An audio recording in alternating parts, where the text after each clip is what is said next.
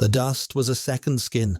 It settled in the lines of his hands, in the corner of his eyes, a fine, grey sediment of forgotten time. It coated the silent consoles and the dead viewports of the observatory, a shroud over a corpse of ambition. Kalen breathed it in, the taste of rust and ionized air, the flavor of his exile. This was his kingdom, a circle of blasted rock under a perpetually bruised sky. Its throne, a scavenged, crash-coupe chair that listed to one side. He was its sole occupant, its disgraced monarch, its only prisoner. His days were measured not in hours, but in the slow, rhythmic sweep of the defunct relay dish overhead, a metronome counting out the beats of his penance. It moved on a solar charge, a ghost of function, turning its face from one horizon to the other, as if searching for a signal that would never come. He would watch it, sometimes for an entire rotation, feeling a kinship with the useless, magnificent piece of machinery.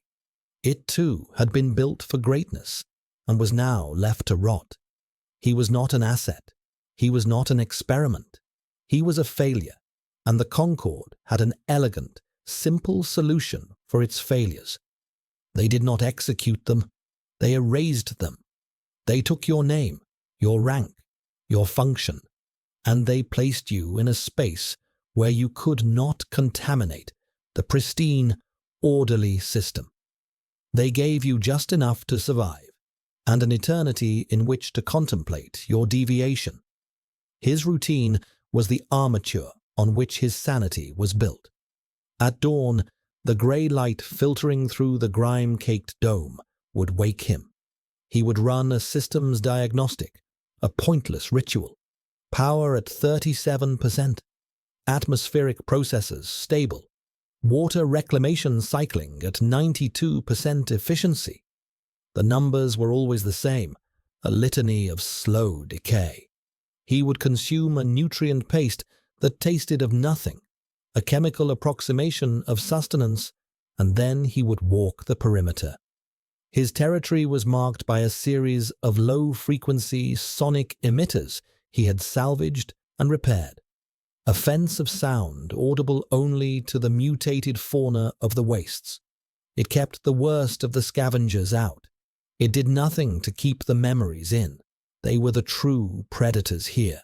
The memory of the tribunal, the cold, impassive faces of his peers, the whisper of his sentence, not a shout of condemnation, but a quiet, clinical excision. The physical act of the adjudicator stripping the silver prime alpha insignia from his collar, the fabric tearing with a sound that had echoed in his ears for 5 years. He would stand at the edge of his domain, looking out at the endless expanse of ochre rock and iron-rich sand, and feel the phantom weight of that insignia on his chest.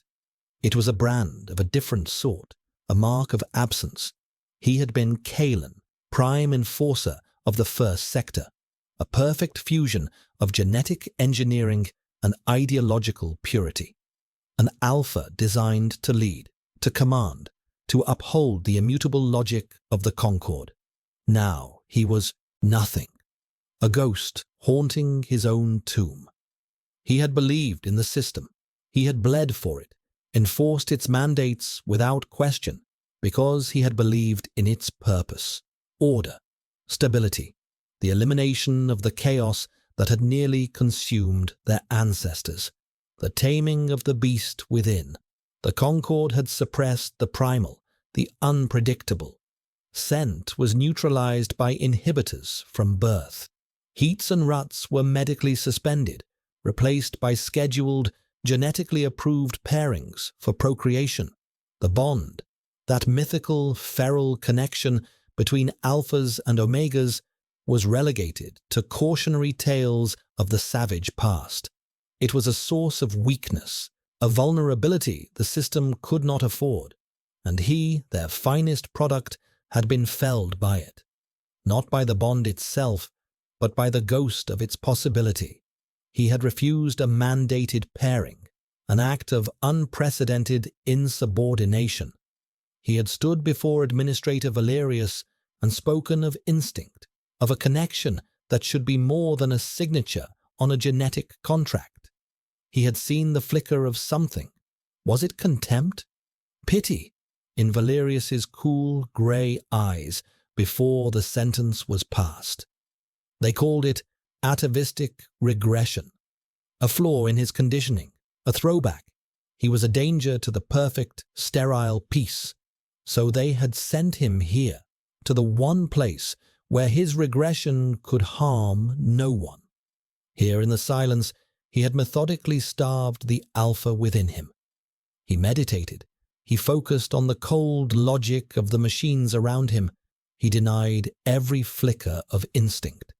He had mastered the art of being hollow. He had nothing left to lose, because he had already carved out everything that made him what he was. He was just the shell, the dust, the echo, and in the crushing, absolute silence of his self-imposed void, he had found a semblance of peace. It was the peace of the grave, but it was peace nonetheless. The relay dish continued its slow, silent sweep across the sky, searching for a ghost. Kalen closed his eyes, and for a moment he felt nothing at all. The alarm was a violation, a shrill, piercing digital shriek that shattered the sacred silence of his sanctuary. It was not the perimeter warning, the low thrum that signaled a pack of sandcrawlers getting too close. This was the inner sensor grid, a high-frequency tripwire he had laid in the ravines closer to the observatory. It was a signal he had not heard in 5 years. His body moved before his mind did, a cascade of dormant training flooding his system. He was off the chair, a pulse rifle in his hands, the safety disengaged in the space of a single, ragged breath. His heart hammered against his ribs, a frantic, unfamiliar rhythm.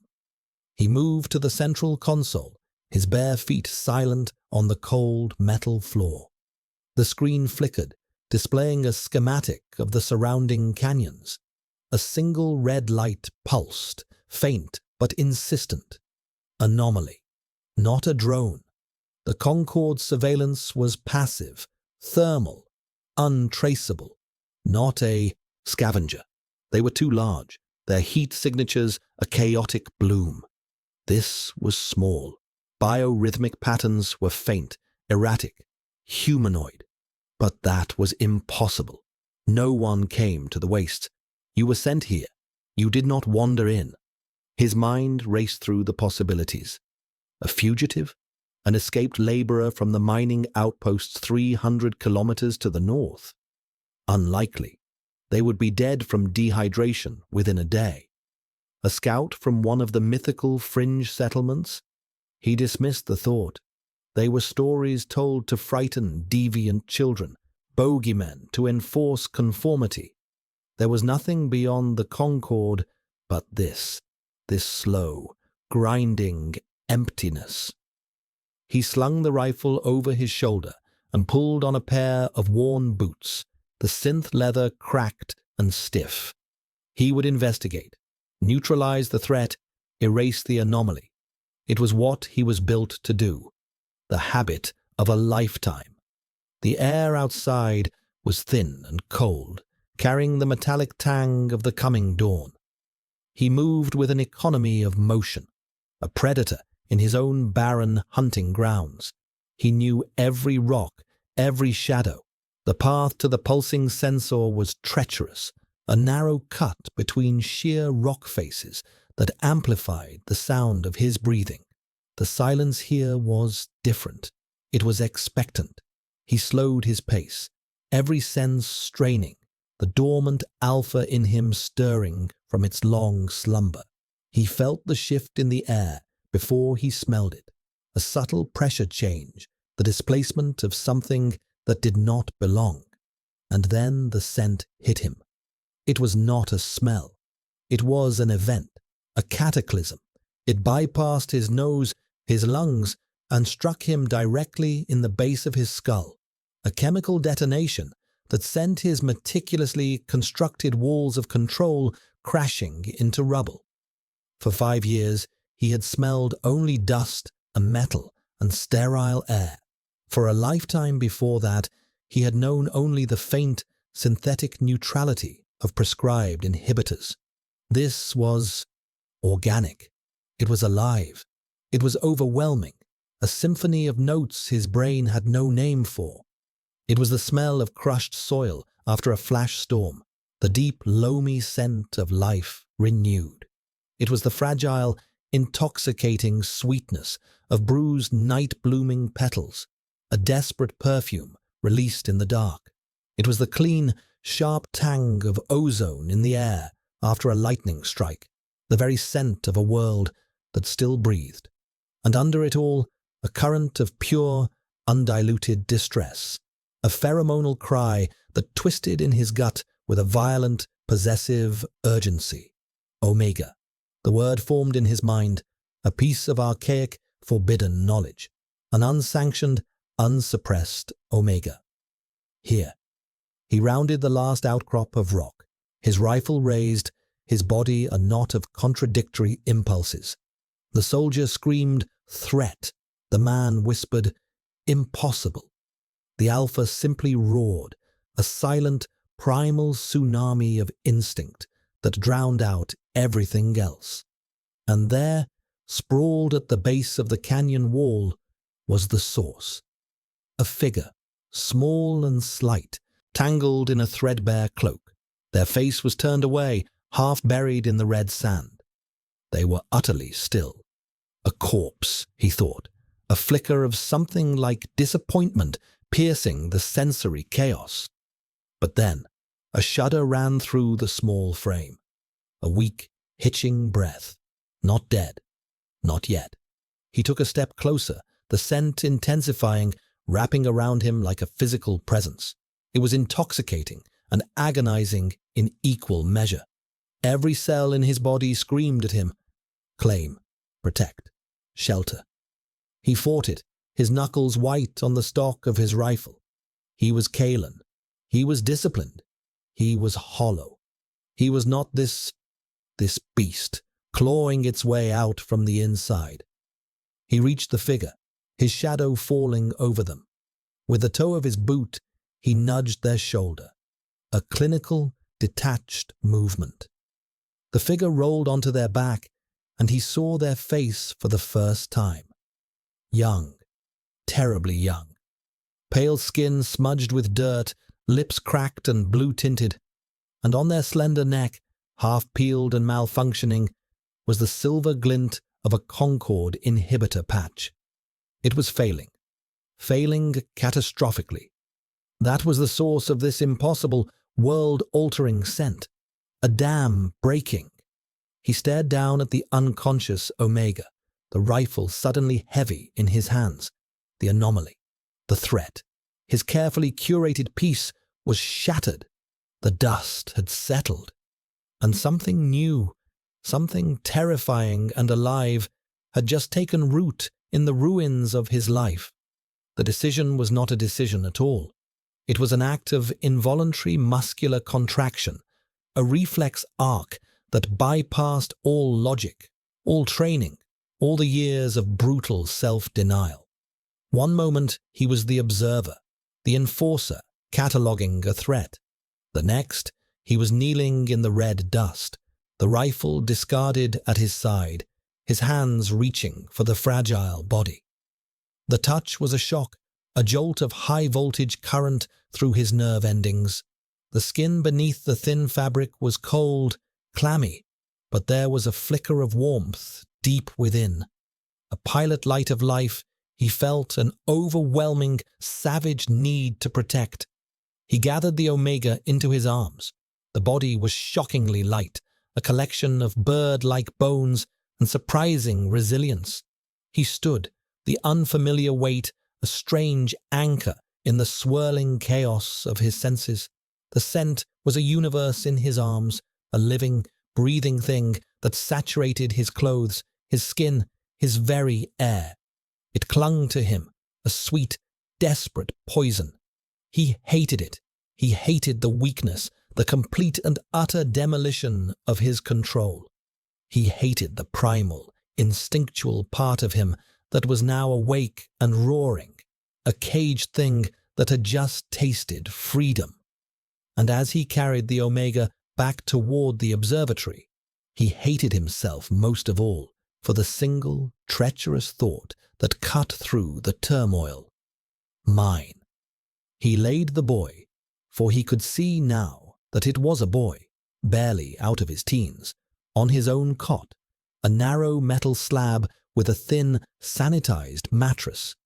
The sterile grey of the sheets was an immediate, stark contrast to the living, breathing chaos of the Omega.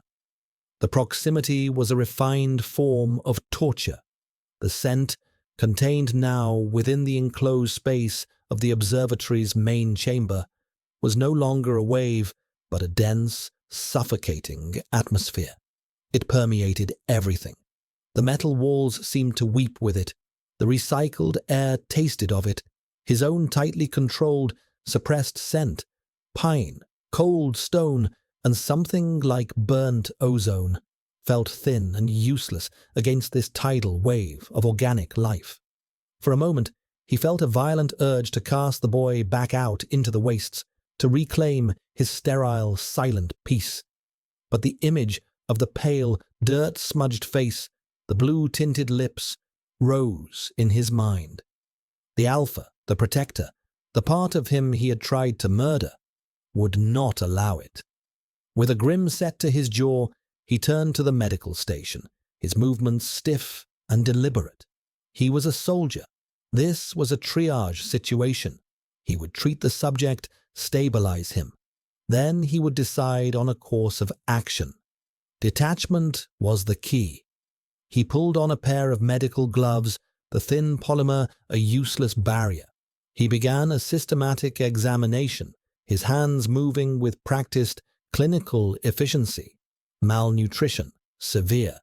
Dehydration, critical.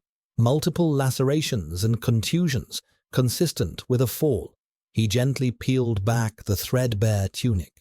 The boy's torso was a roadmap of fading bruises and new scrapes. But it was the inhibitor patch on his neck that drew Kalen's full attention. It was a standard Concord model, but it had been tampered with, the edges frayed as if someone had tried to claw it off. The diagnostic light, usually a steady, placid green, was blinking a frantic, erratic red. Malfunction. Overload. The suppressants were not just failing, they were likely being dumped into the boy's system in irregular, toxic bursts, then failing entirely, causing the overwhelming release of scent. It explained the fever, the delirium. Kalen's fingers, despite the gloves, trembled as he worked a dermal scanner over the patch. The readings that scrolled across the small screen were horrifying. Pheromonal output at 97th percentile. Neurotoxin levels critical. The patch was actively poisoning him. With a surgeon's precision, he took a sterilized blade and carefully, painstakingly, sliced through the adhesive, peeling the device away from the inflamed skin.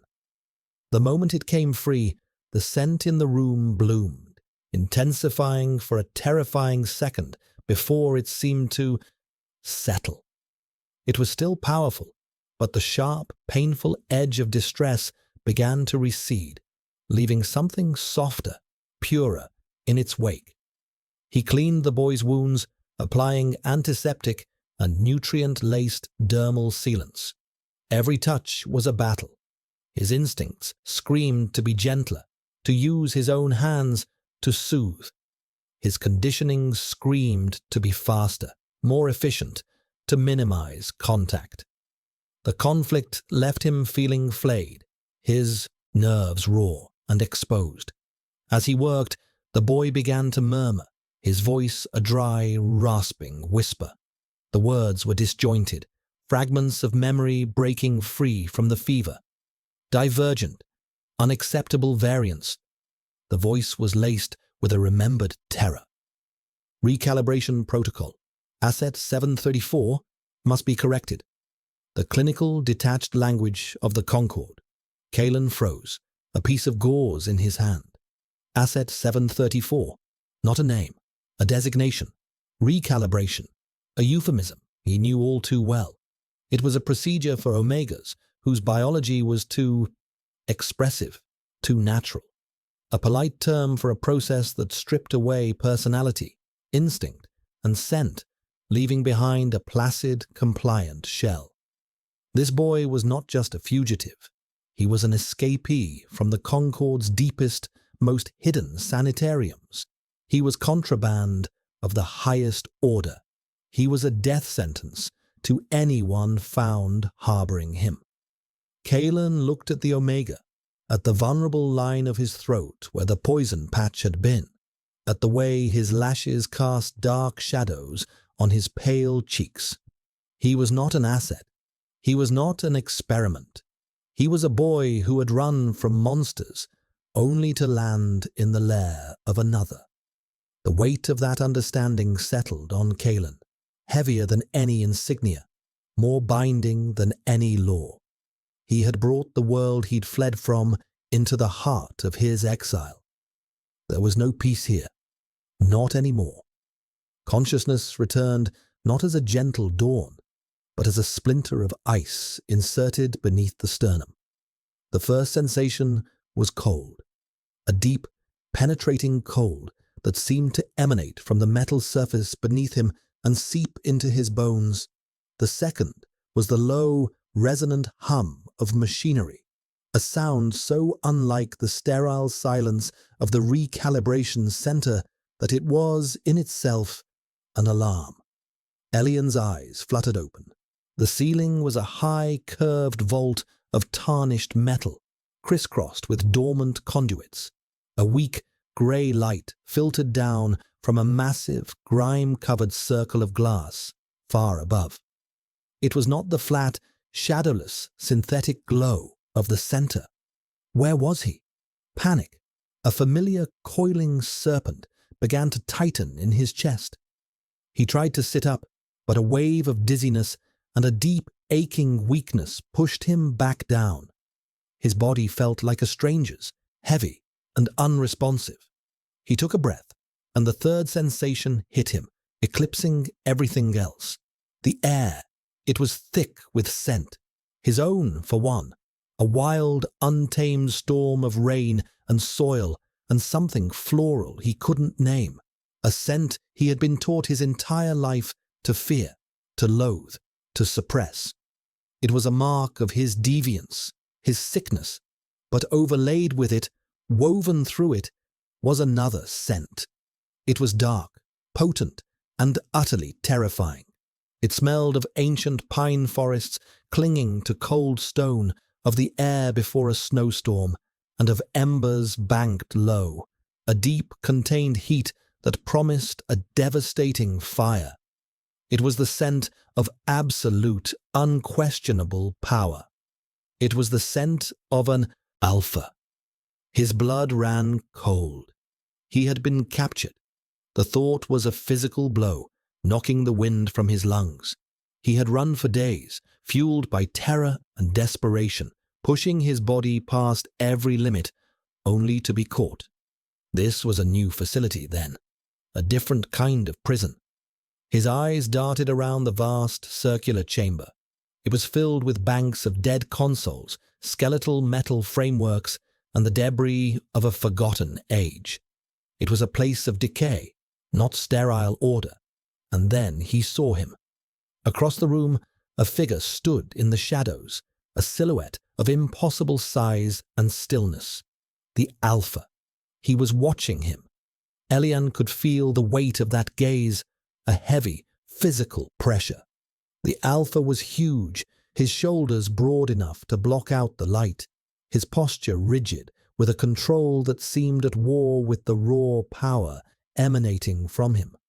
Elian couldn't see his face, only the outline of a formidable, dangerous creature. Every instinct, Every scrap of conditioning from the center screamed at him. Alphas were instruments of the concord.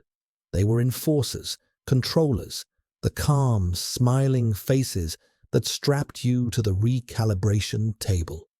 They were the architects of his misery. The serpent of panic in his chest uncoiled with venomous speed. He had to get away. With a surge of adrenaline-fueled strength, Elian scrambled off the cot. His legs buckled immediately, weak and trembling, but he caught himself on a nearby console. His breath came in ragged, painful gasps. The Alpha did not move. He did not speak. He just stood there, a mountain of silent judgment, watching Elian's pathetic attempt at escape. The stillness was more unnerving than any overt threat. It was the patience of a predator that knows its prey is already trapped. Where am I? Elian's voice was a hoarse crackle, a sound he barely recognized. The Alpha remained silent for a long, drawn-out moment. The hum of the generator seemed to deepen, filling the space between them. When he finally spoke, his voice was a low baritone, a gravelly rumble that vibrated in Elian's very bones. It was devoid of emotion, a flat, clinical tone that was chillingly familiar. "You are in my territory." The words were a statement of fact, a drawing of lines. My territory. The possessiveness in them was unmistakable. Elian pushed himself away from the console, stumbling backward. His heel caught on a loose cable, and he fell, landing hard on the grated floor. The impact jarred his teeth. He looked up from the ground, exposed and helpless, at the shadowed figure. The Alpha still hadn't moved. He was a statue carved from granite and menace. This was not a Concord facility. This was something else, something worse. This was the end of his desperate flight, a cage built not of white walls and sterile light, but of one man's suffocating, absolute power. Terror gave way to a cold, hard knot of despair. He had escaped the system, only to fall into the hands of the beast it was meant to control. The days that followed unfolded in a strange, silent ballet of tension and observation. A routine, unnegotiated and unspoken, began to form in the vast, dusty space of the observatory. Elian learned the Alpha's patterns. He would be gone when Elian awoke, and a tray would be waiting on the floor by the cot. It always held the same things: a small container of the tasteless nutrient paste, a cup of purified water, and a single, potent, antiseptic wipe. Sustenance and sanitation. Nothing more. The Alpha would return in the late afternoon, his presence announced by the heavy clang of the outer door and the faint scent of ozone and cold rock that clung to his clothes. He would spend hours at the main console, his broad back to Elian, working on the dead machinery with a focused, almost meditative intensity. He never spoke. He rarely even looked in Elian's direction, but Elian felt his awareness as a constant, prickling sensation on his skin. He was always being watched, always being measured. He was a specimen in a cage, and the Alpha was his silent, inscrutable keeper. Fear was Elian's constant companion, but as his strength slowly returned, a defiant curiosity began to take root alongside it.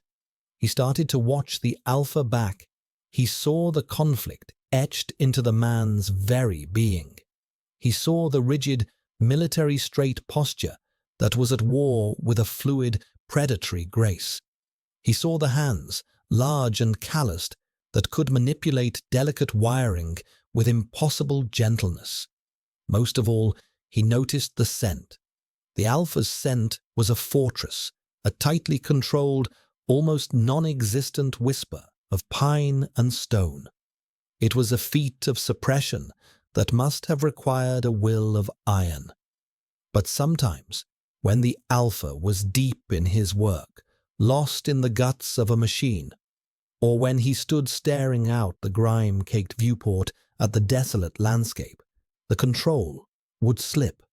A flicker, a ghost of banked embers would escape, a wave of contained heat that made the air shimmer, and Elian's own scent rise in anxious floral response. In those moments, Elian saw not a monster or a jailer, but a man locked in a cage of his own making, a prisoner, just like him. It didn't make him less terrifying, but it made him comprehensible. One morning, while exploring the edges of his small, unspokenly designated living area, Elian found it. A tiny, miraculous splash of green in the grey metal world. Pushing up through a crack in the floor plates near the base of the wall was a single, withered seedling. It was pale and leggy, straining for a sliver of light from a seam in the dome above. It was the most beautiful thing he had ever seen. An act of quiet rebellion formed in his heart. Every day, he would save a few precious drops from his water ration and secretly, carefully, pour them at the base of the tiny plant. He would shield it with his body from the alpha's view, tending to his small, secret garden. It was a foolish, sentimental gesture, but it was his. It was an affirmation of life in this tomb of metal and dust. He was nurturing something. He was not just an asset. He was not just a divergent. A week passed. The seedling, against all odds, seemed to rally. Its leaves, though still pale, had unfurled slightly. One afternoon, Elian was tending to it when a shadow fell over him. He froze, his heart leaping into his throat. The alpha was standing right behind him, silent as a ghost. Elian braced himself for, he didn't know what, a reprimand, a cruel boot stamping out the fragile life. The alpha simply looked down, his gaze fixed on the tiny plant. His face, as always, was an unreadable mask of harsh lines and controlled neutrality. He stood there for what felt like an eternity, the silence stretching taut between them. Then, without a word, he turned and walked back to his console. Elian stayed huddled on the floor, trembling, convinced his small defiance had been discovered and would be punished. But the next morning, when he went to the tray of food, there was something new beside the cup of water. It was another cup, a small metal beaker, filled with clear, fresh water that had not been through the recycler. It was placed just far enough from the tray to be a separate, deliberate offering. He looked from the cup to the alpha, who was already at his console, his back to him. He hadn't just noticed the plant. He had provided for it. It was the first act of communication between them that was not about power or survival. It was a silent, grudging acknowledgement, an offering. In the cold, silent observatory, a single, fragile seedling had begun to bridge the chasm between two broken worlds. And as Elian carefully watered his plant with the new, clean water, a memory surfaced, sharp and painful. The calm, reasonable voice of Administrator Valerius in the White Room. Your sentimentality, Asset 734, is a symptom of your condition. It is an impurity we must correct for your own good. Elian looked at the struggling green leaves, and for the first time since his escape, he didn't feel broken. He felt defiant. The Omega's presence was a solvent, dissolving the sterile structures of Kalen's existence. The air in the observatory was no longer his own. It was a living, breathing entity, thick with the scent of rain and earth and a defiant, growing life. It was a constant assault on his senses, a relentless reminder of the world he had renounced, of the instincts he had buried. The boy, Elian, he had heard him whisper the name in a fevered dream, was a quiet storm in the center of his world. He moved with a nervous, graceful energy, a stark contrast to Kalen's own deliberate, heavy stillness. The boy was life, and Kalen, who had made a religion of emptiness, found it maddening. He worked on the consoles with a feverish intensity, losing himself in the cold, clean logic of circuitry and power relays. It was a defense, a way to build a wall of focus against the sensory onslaught. But his awareness of the Omega was a constant hum beneath the surface of his thoughts. He knew, without looking, where the boy was at all times. He knew the rhythm of his breathing as he slept. He knew the soft, shuffling sound of his bare feet on the metal floor. This hyper-awareness was a symptom of the alpha he was trying to starve, a resurgence of the primal instinct to track, to know, to possess. He hated it. It was the flaw in his design, the ghost in his machine. He found himself watching the boy. He would pretend to be calibrating a sensor array, his eyes on a diagnostic screen, but his focus would be on the small figure huddled by the wall, tending to that absurd, pathetic little plant. He watched the gentle, careful way Elian's fingers touched the leaves, the look of fierce, quiet concentration on his face. In those moments, the boy seemed to forget his fear, to forget where he was. He was just a gardener, coaxing life from a dead world. Kalen felt a strange, unfamiliar ache in his chest. It was a dangerous feeling, a crack in the armor of his apathy. One night, unable to find the oblivion of sleep, he stood in the darkness and watched the Omega sleep. The boy was curled on his side, his face peaceful in the faint starlight filtering through the dome. His scent was softer in sleep, a gentle, pulsing fragrance of damp earth and night-blooming jasmine. An instinct, fierce and overwhelming, rose in Kalen's throat. It was a feeling he had no name for, a savage, volcanic pressure that demanded he go to the cot, lie down beside the boy, and surround him with his own body, his own scent, to shield him from the darkness, to protect. He recoiled from the urge as if from a physical blow, backing away into the deepest shadows of the observatory. He pressed his forehead against the cold metal of the wall, his breath catching in his throat. This was the regression. This was the madness they had exiled him for. This possessive, tender, violent thing was the beast he had sworn to kill. The memory rose, unbidden and sharp as glass. He was standing in the adjudicator's chamber, the white walls reflecting his own rigid posture. He was in his prime enforcer uniform, the silver insignia gleaming on his collar. Across the polished obsidian table, Administrator Valerius sat, his hands steepled, his expression one of mild, clinical disappointment. On the table between them was a data slate displaying the profile of Omega Ilara 5, a genetically perfect specimen from a high-ranking lineage, his mandated pairing. "Your refusal is illogical, Kalen," Valerius had said, his voice calm, reasonable. "The pairing is optimal. It will strengthen your lineage and serve the Concord's long-term genetic strategy." Kalen remembered the words that had tumbled out of him, words he hadn't known he possessed. It is a contract, a transaction, an alpha and an omega, a bond. It should not be a matter of state logistics. It should be chosen. He had spoken of instinct, of a connection that transcended data points. He had sounded like a heretic, a madman spouting poetry from the savage past. Valerius had simply listened, his cool grey eyes never leaving Kalen's. "The instincts you speak of are the source of chaos, of war, of the very societal collapse from which the Concord rescued humanity. They are a disease.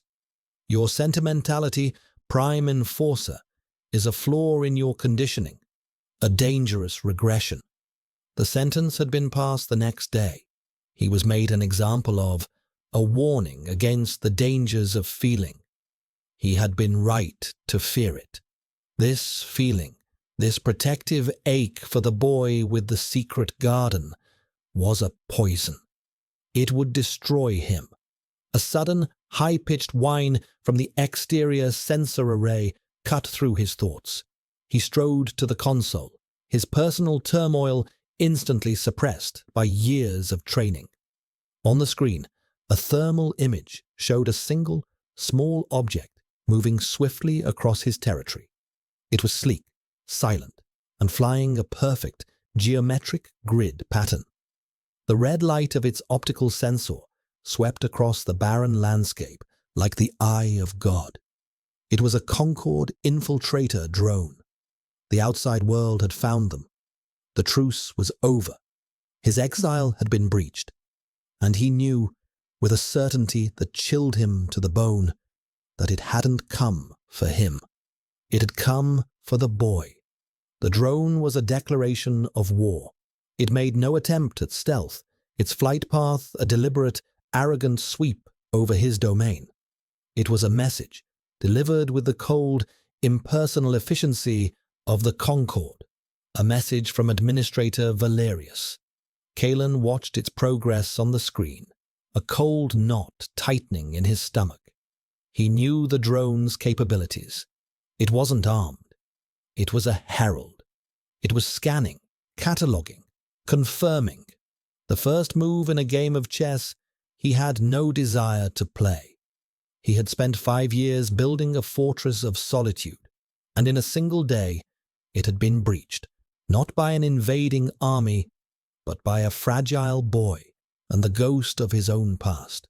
He felt a flicker of rage, hot and useless, rage at the boy for bringing this trouble, rage at Valerius for his relentless reach, and a deeper, more profound rage at himself for the weakness that was now taking root in his heart.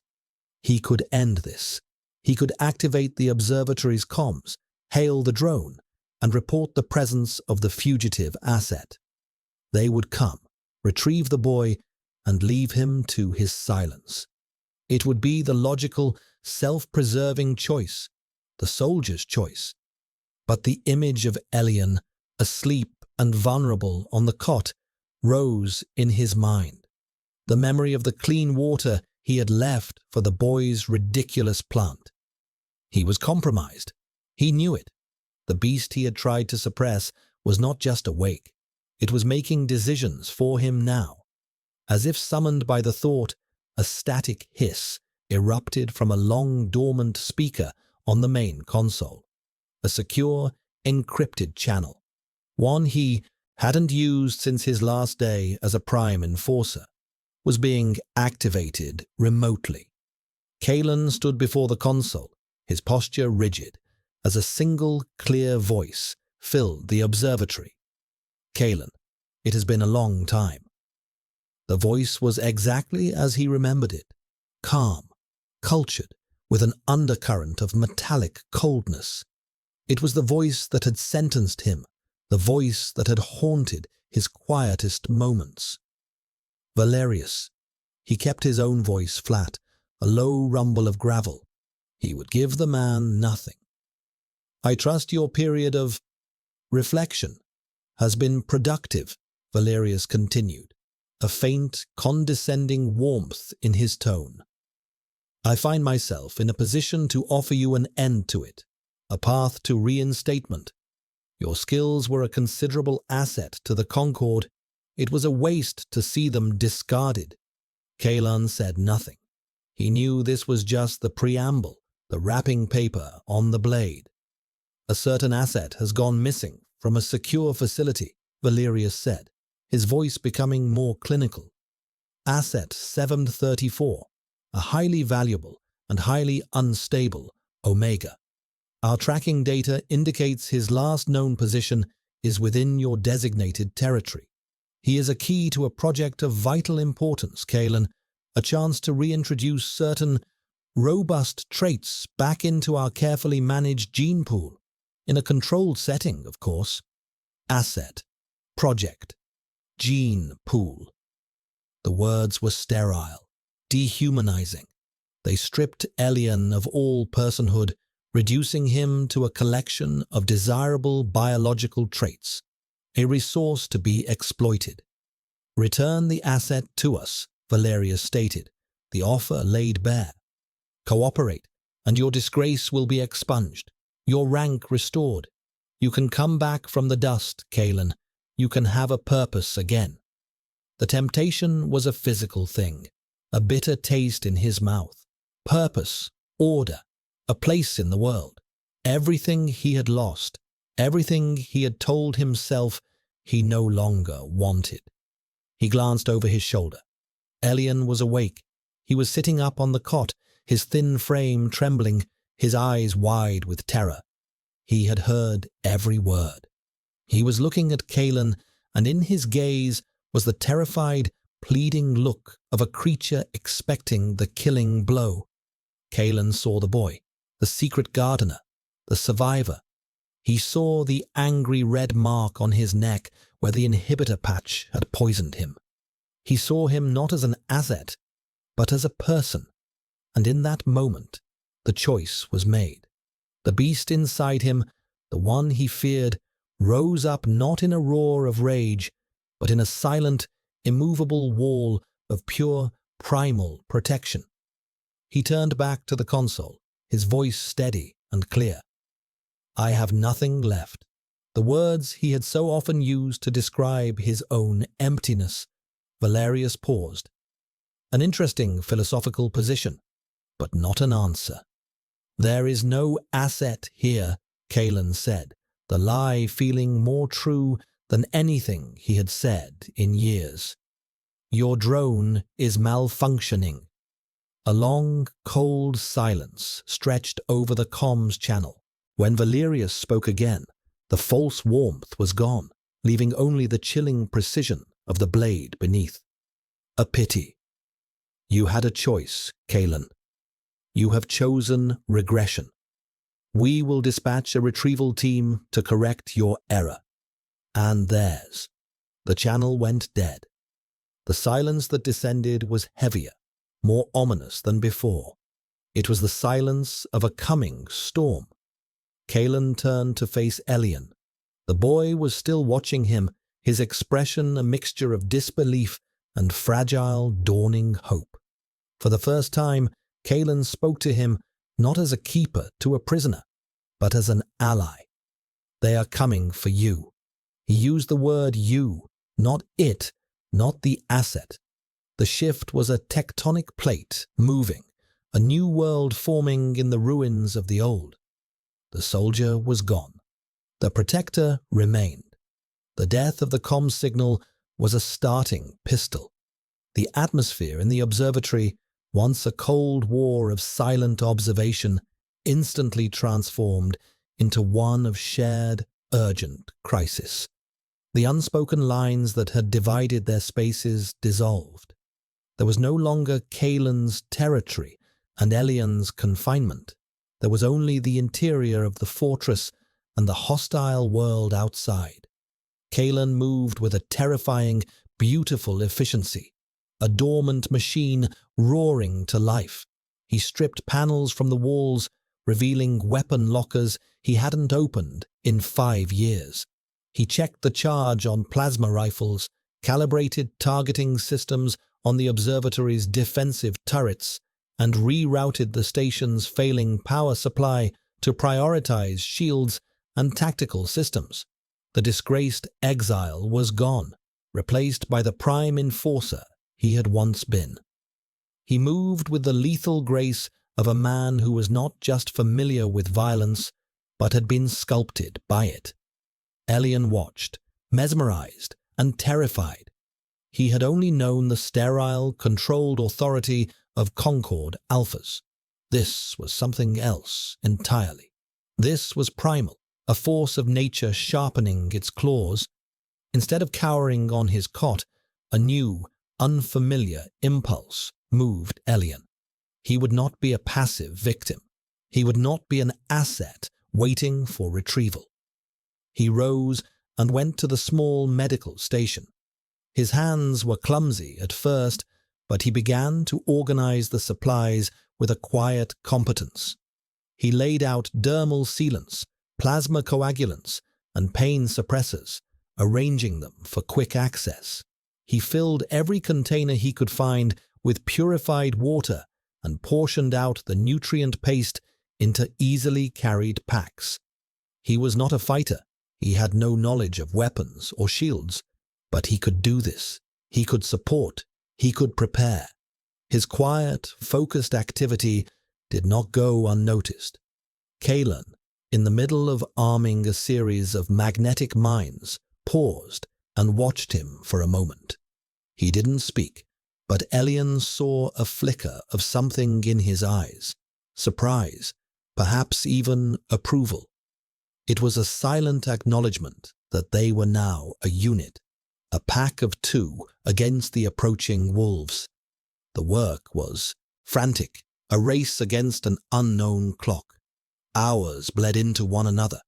In his haste to secure a heavy blast door, Kalen misjudged a closing mechanism. The thick metal plate slammed shut, catching his hand. He swore, a low, guttural sound, and wrenched his hand free. Blood welled from a deep, ragged gash across his knuckles. He ignored it, turning back to the console to override the lock. "Wait," a soft voice said from behind him. Elian was there, holding a strip of antiseptic gauze and a dermal sealant. Without waiting for permission, he reached out and took Kalen's large, bleeding hand in his own. The contact was an electrocution. It was the first time they had touched since Kalen had carried him in from the canyon. Skin on skin. The shock of it jolted through both of them, a raw, undeniable current of energy. Kalen froze, his entire body going rigid. Elian's hands, though trembling slightly, were surprisingly steady as he gently, efficiently, cleaned the wound. The silence in the observatory was absolute, broken only by the sound of their breathing. And in that silence, something new happened. Their sense, which had existed in a state of constant tension, one overwhelming, the other suppressed, shifted. They did not just occupy the same space, they communicated. Kalen's sharp, controlled scent of pine and cold stone softened, the banked embers within it flaring, not with rage, but with a deep, soothing warmth that wrapped around Elian's fear and calmed its frantic fluttering. In response, Elian's own scent, the wild storm of rain and soil, gentled into the fragrance of a forest floor after a cleansing shower, a scent of peace and healing that seemed to seep into Kalen's skin and quiet the warring factions in his soul. It was not a bond, not yet, but it was a resonance, an unconscious, instinctual harmonization, a promise. Elian finished applying the sealant, his fingers lingering on Kalen's for a fraction of a second longer than necessary. He looked up, his gaze meeting Kalen's. The alpha's eyes, which had always been so hard and distant, were dark with an emotion Elian couldn't name. "My name is Kalen," the alpha said, his voice a low rumble that was no longer a command, but a confession, an offering of self. "Elian," he whispered back, the name a fragile thing in the heavy air. The formality of their existence was shattered. They were not just an alpha and an omega, a soldier and a fugitive. They were Kalen and Elian. And as the first rays of dawn painted the bruised sky outside, they stood together, equals in the face of the coming storm, their names a silent vow in the space between them. The attack did not come with the roar of engines or the scream of alarms. It came with silence, a sudden, chilling deadening of the ambient sound outside as the Concord retrieval team activated a localized sonic dampening field.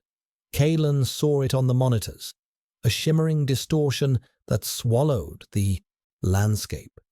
They were professionals. They were here. "Get down," he commanded, his voice a low growl. He pushed Elian behind the reinforced central console, the safest point in the room, before taking his own position near the main viewport, pulse rifle raised. The world outside the dome was preternaturally still. And then, shapes began to resolve out of the grey dawn light. 6 figures, clad in matte black armor that drank the light, moving with a synchronized, inhuman grace. They advanced in a standard wedge formation, their movements economical and utterly silent. They were enforcers, the Concord's elite. He had trained men like these. He knew their tactics, their discipline, their utter ruthlessness. A cold dread, something he hadn't felt in years, trickled down his spine. He was one man, a broken soldier in a decaying fortress. They were a pack of perfect predators. The first plasma bolt struck the observatory's main viewport with a silent, incandescent flash. The kinetic shields, powered by the station's dying generator, flared to life, absorbing the impact with a deep, groaning hum that vibrated through the floor. The siege had begun. The pros of their preparation now gave way to the staccato rhythm of combat. Flash of light, groan of shields, another bolt striking the base of the dome. Kalen returned fire, a precise 3-round burst that sent one of the enforcers diving for cover behind a rock outcropping. The air inside the observatory grew thick with the scent of ozone and Kalen's own rising pheromones, no longer suppressed but sharp and aggressive. Pine tar, lightning, and shaved granite, a declaration of territory. From his position behind the console, Elian could only watch the flashing lights and feel the percussive impacts that shook the entire structure. The sounds were terrifying, the clang of metal under stress, the high-pitched whine of the straining generator. He felt utterly useless, a liability Kalen was forced to protect. Another coordinated volley of plasma fire struck the same point on the shield. A crack, like a spiderweb of pure energy, appeared on the monitor display. The shields were failing. Kalen swore, abandoning the viewport and sprinting to a secondary control panel. They're focusing fire, trying to punch through. He worked furiously, rerouting auxiliary power, his face illuminated by the frantic, flashing lights of the console. A metallic screech echoed from the main entrance. They were cutting through the blast door. Time was running out. Kalen grabbed 2 of the magnetic mines he had armed. "Stay here," he ordered Elian, his eyes burning with a fierce, protective light. He moved toward the entrance corridor, a dark, narrow tunnel. It was a death trap, a choke point. He would make his stand there. The screeching stopped, a heavy, resounding thud. And then the inner door buckled inward. The lead enforcer stepped through, rifle raised. He was an alpha, his movements confident and arrogant. Kalen fired. The enforcer's personal shield absorbed the bolt, but the force of it staggered him. 2 more enforcers poured in behind him. The corridor erupted in a blinding exchange of plasma fire. Kalen was a demon, using the tight confines to his advantage, his movements a blur of controlled violence. But he was outnumbered. A bolt caught him in the shoulder, his own shield failing under the assault. He cried out, a sharp intake of breath, and stumbled back. He was cornered. The lead enforcer advanced, his rifle leveled at Kalen's head, his victory assured. Watching from behind the console, seeing Kalen fall back, Elian felt a surge of something that was not fear, but a white-hot, desperate rage. He would not let them take him. He would not be a prize to be won over this man's body. He did the only thing he could, an act of pure instinct, of pure deviance. He reached deep inside himself, to the core of his being that the Concord had tried to medicate and condition into silence, and he let go. He released his scent, not as a subtle fragrance, but as a weapon, a full, uncontrolled, biological shockwave.